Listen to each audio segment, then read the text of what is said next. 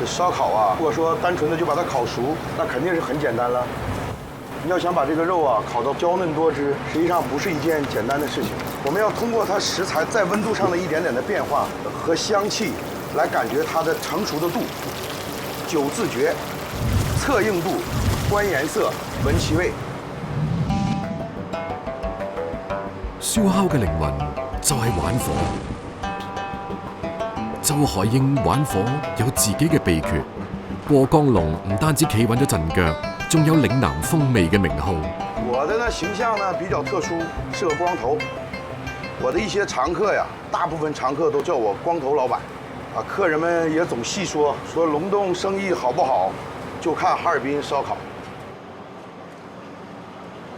高手永遠會將食材當作值得尊重嘅對手，喺燒烤中學習燒烤，先至可以喺烤蝗蟲嘅事業上，從一個勝利走向下一個勝利。實際上烤螞蚱呀，這個東西非常非常的難烤，因為它太小了，而且它的脂肪還少，翅膀還非常薄，一旦火候掌握不好，它就會變得黑苦，會非常影響口感。周海英嘅烤蝗蟲要喺外表金黃嘅瞬間完成調味，離開烤架送上餐台，喺最後10幾秒鐘徹底熟晒，保證入口香脆冇渣，鹹香送走。每一單都喺度同時間賽跑。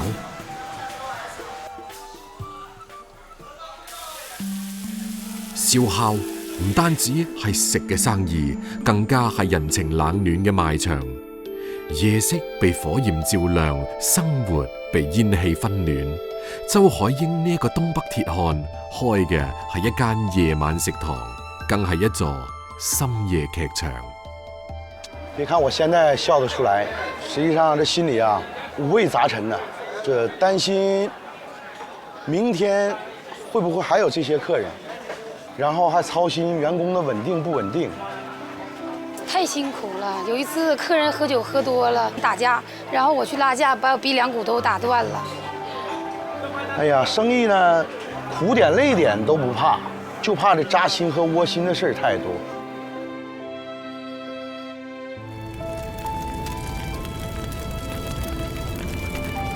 燒烤店係白晝與黑夜轉換嘅擺渡人，亦係城市夜歸人療癒孤獨嘅小木屋。當白晝嘅一切明智與迷障都消散，深夜美食話俾我哋知，可以用另一種眼睛睇呢個世界。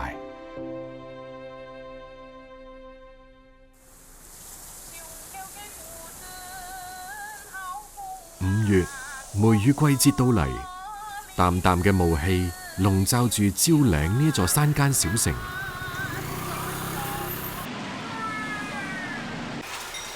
喺德慶，冇竹糕粉嘅早晨係唔正確嘅開始。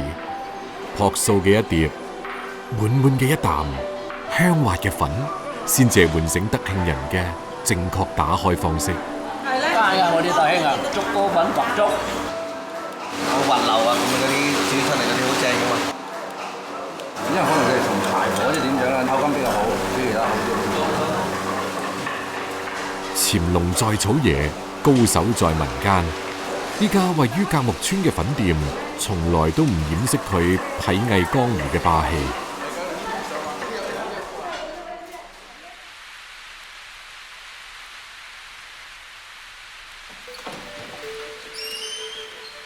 聶培榮師傅，省級非遺竹糕粉傳承人，退伍之後，1997年跟住外父學習製作竹糕粉，家學淵源。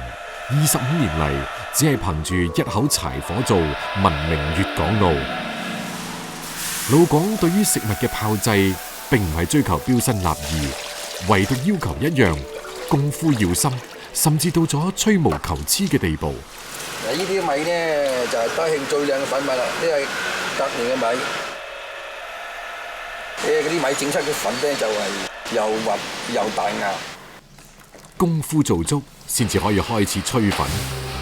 所謂吹就係精，保留中國古語發音嘅老廣，炮製手法亦都嚴格遵循古訓。每次一殼分量均等，倒入蒸盤，搖晃均勻。冇一邊磨一邊口嘢，嗰啲粉唔食到啊！一殼一盤之間嘅份量把握，方寸毫厘之間嘅巧勁運用，係聶師傅25年厚積薄發嘅藝術精髓。全部都手工嘅，嗰啲機器對唔睇唔到嘅，唔均勻嘅。大約一蒸1分鐘左右啦。感覺嗰啲虛細雞有年唔好食得到嘅，嗰條揾咁起勢大幅，好靚噶啦。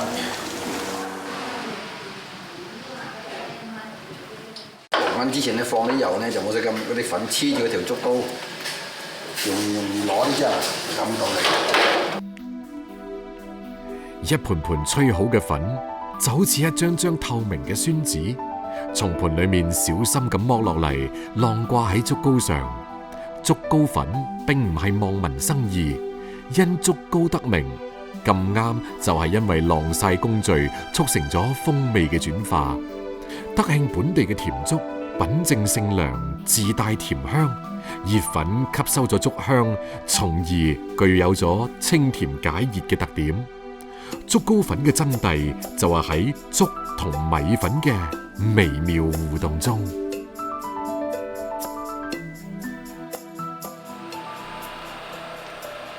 天色漸變，生活嘅號角亦都吹響。準備完咗竹篙粉，聶師傅要趕去市場買新鮮豬雜。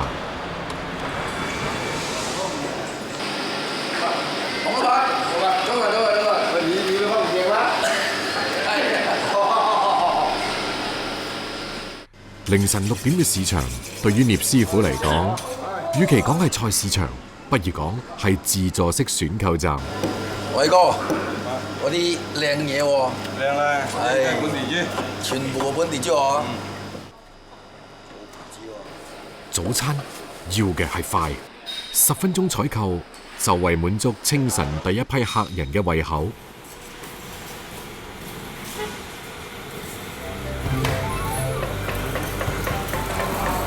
竹篙粉同豬雜係絕妙嘅搭配，新鮮豬雜稍加醃製，大火猛炒，加入芡汁，鑊氣迸發之時淋喺粉上面，粉嘅清香同豬雜嘅濃郁相互提攜，君臣佐使，文武兼備。歷經咗百年食家嘅挑剔同選擇，呢個嶺南第一粉成為咗500年嚟嘅國民早餐。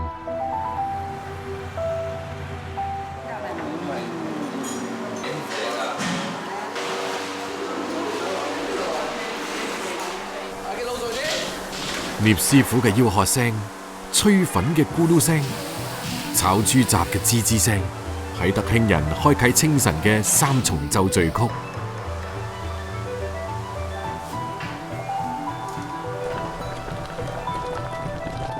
清晨一直到10點，呢場關於早餐嘅戰鬥先至暫告結束。幫人哋煮早餐嘅人，往往係最遲食早餐嘅。一份豬雜粥，再加埋一碟齋粉，係呢位非遺傳人對竹篙粉嘅獨特鑑賞方式。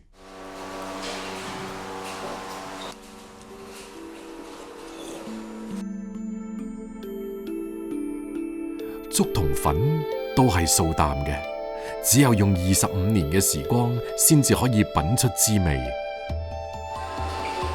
生活本來就素淡，素淡方能持久。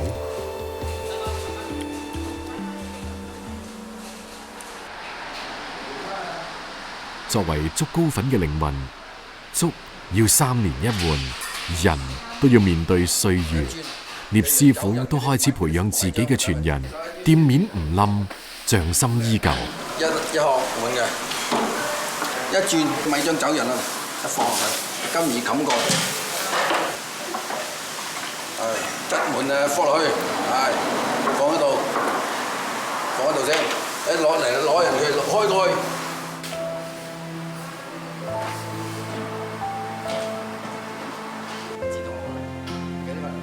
最開心就係自己整出嚟嘅粉，有啲街坊嚟食，都係對自己嘅認可就係最自豪嘅啦。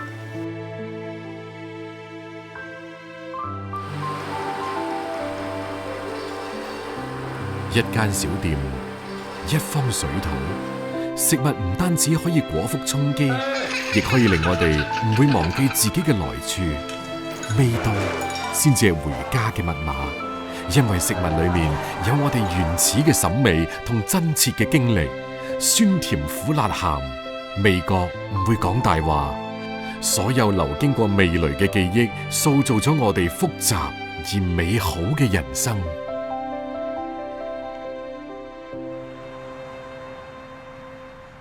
嶺南嘅夏夜，大多數係濕熱難耐，反而造就出別樣溫柔。一碗糖水就係老廣同酷暑嘅和解之道。整2碗糖水嚟，就1碗綠豆沙，就1碗龜苓膏啊，打包啊！好。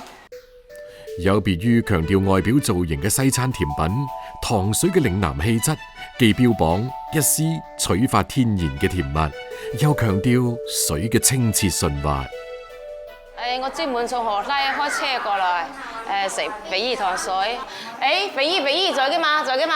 得來啦，因為我哋肥姨，我以前後生肥㗎，依家我老大冇肥，而家叫慣到肥姨嘅。肥姨呢個綽號有深刻嘅品牌效應，經常都笑騎騎。潘玉清喺食客口裏面先至有咗不被親疏嘅肥字，坦然接受俾人尊稱為姨，係因為佢24年整糖水賣糖水嘅經歷。廣東人咧食嘢咧把上火，食乜嘢水啱咧？食糖水最啱啦，人心人肺。潤係喺鑊氣之外，老廣對於湯類食物嘅最高標準。如果話老廣嘅夜因為宵夜而燥熱，咁糖水就成咗平衡燥熱嘅必然。我住在附近咯，夜晚之後咧會出來嘅飲碗糖水，同埋啲同朋友聚一下。97年度就嘅倒糖水，我倒糖水就第一間，大黃身。嗰啲嘢咧就有燒烤啊、炒嘢餸啊，我哋嘅專業糖水店㗎。能夠帶旺成條街，呢個係肥姨成為宵夜大姐大嘅核心原因。糖水潤，人品好。20幾年嚟，肥姨嘅糖水店夾硬令到呢一條遠離市區嘅路仔，成為咗遠近聞名嘅宵夜一條街。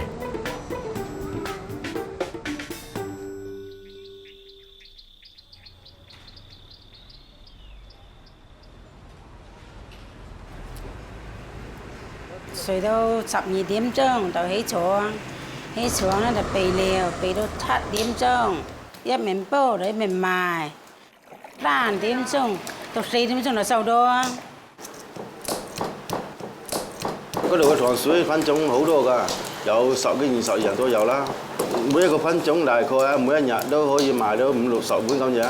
依家龍眼都咁貴啦，因為我哋做龍眼糖水。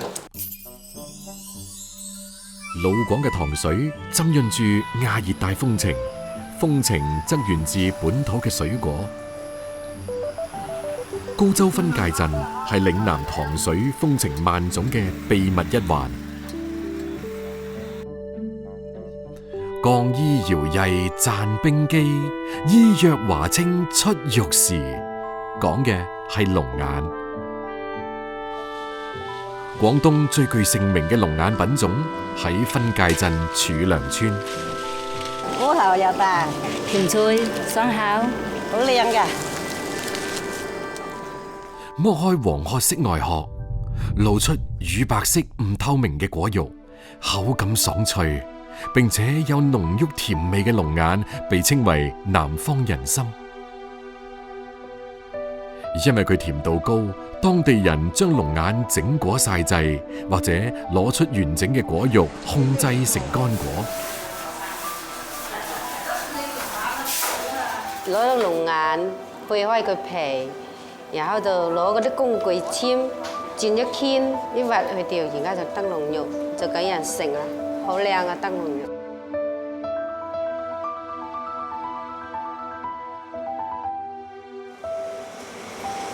以前咧，我哋個背龍眼咧就係曬嘅，曬龍眼肉咧就冇夠衞生，又有灰塵啦，又有蒼蠅嗰啲嘢。而家咧我哋就用密封爐嚟背㗎啦，就比較衞生乾淨，要烘18到20個小時。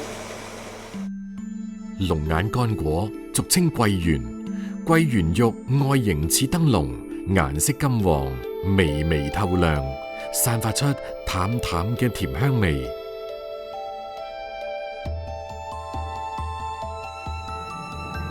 龍眼鮮果同乾果都係製作糖水嘅好材料。肥姨潘玉清同個仔馬東光喺呢一點上，從來都願意付出精力同時間。